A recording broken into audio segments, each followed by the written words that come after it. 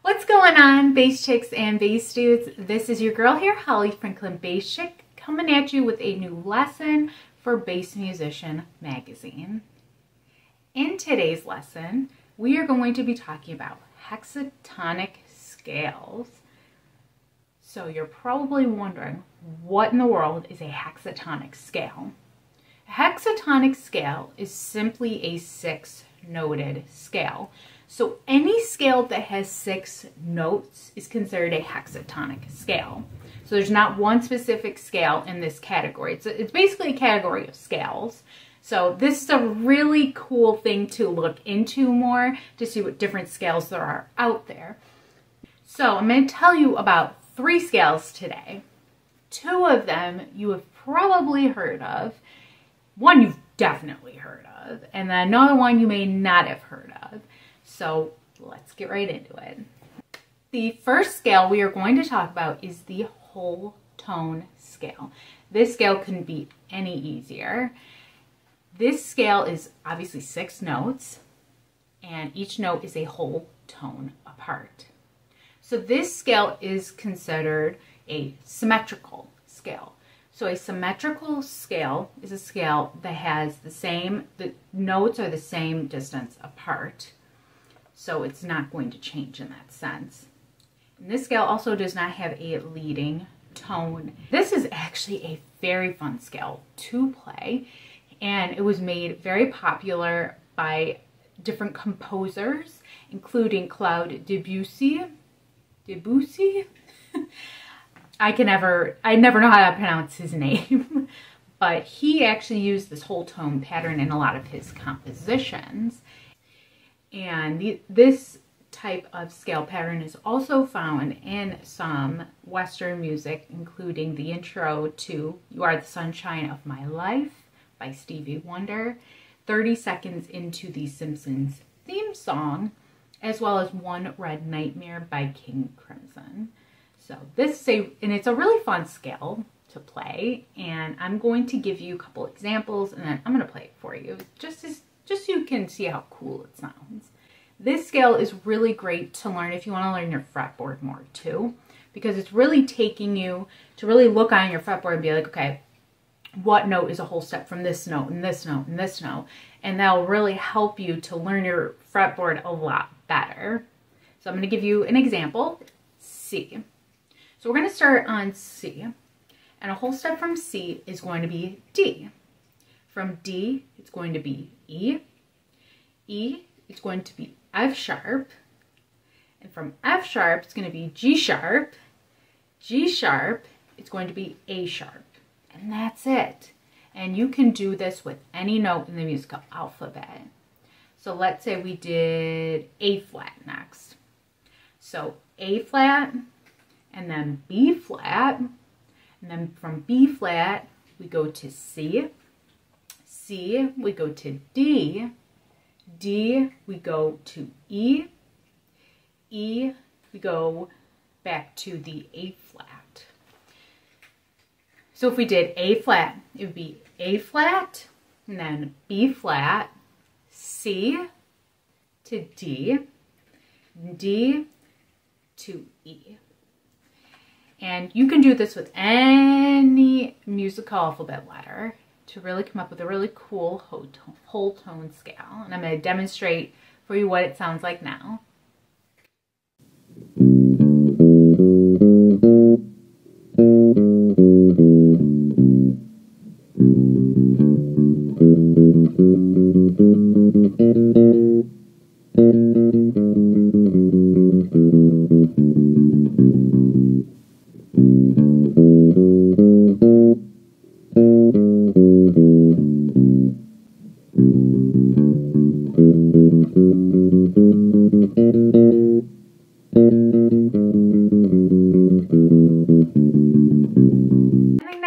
That we're going to talk about is a scale that you most definitely know about, and that is the blues scale.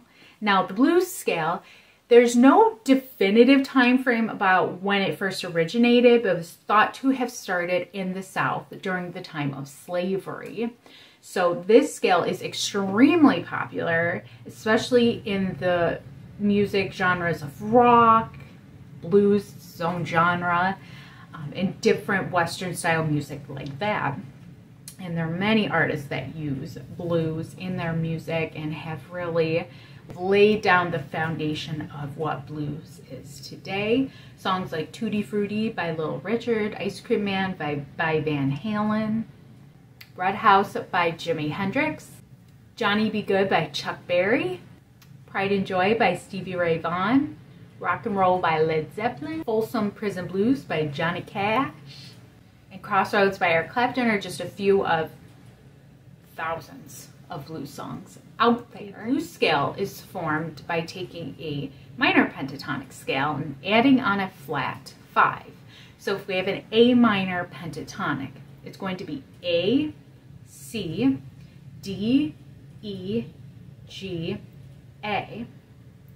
So basically we're going to take that for the blues scale, but now we're going to add a flat 5 on there. So it's going to be A and C, so 1, 3. D is our 4. Our flatted 5 is going to be E flat, and then our natural 5 is just going to be E, and then our 7th is going to be G, and then we have our octave A. And that is how the blues scale is formed, and you can do this in any minor key, and it will work out beautifully. And I'm going to play you in a couple examples now.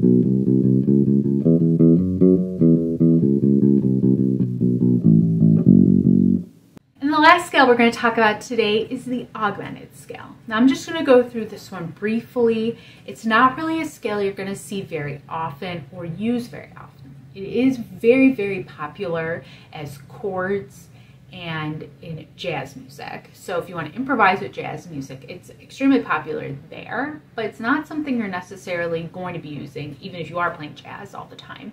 It's something that you may use and can improvise with though. So to put it simply, this scale basically is a minor third half step scale. It's what it's classified as. So we start off, we're going to do C. We're going to do C, and then our next note is going to be 1.5 steps from C. So it's going to be D sharp. That's 1.5 steps from C. So our 1 to 2 is 1.5 steps. Our 2 to 3 is a half step. So D sharp to E is our half step there. Our 3 to 4 is 1.5 steps. It's going to be E to G. That's 1.5 steps away. And then G to G sharp is our half step. So our 4 to 5 is a half step.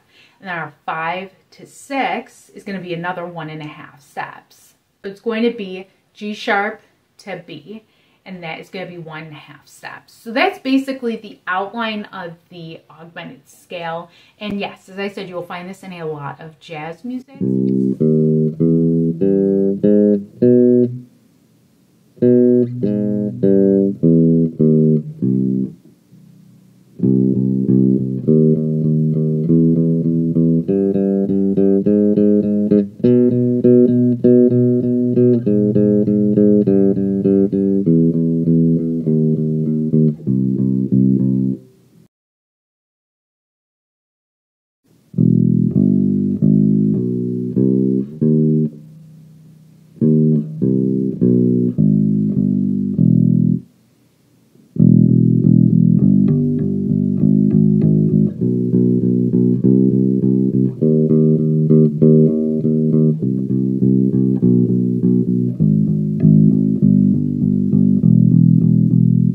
Really the big ones here are the whole tone and the blues scale. You're going to be using those a lot more, especially the blues scale. That one you're going to use a ton.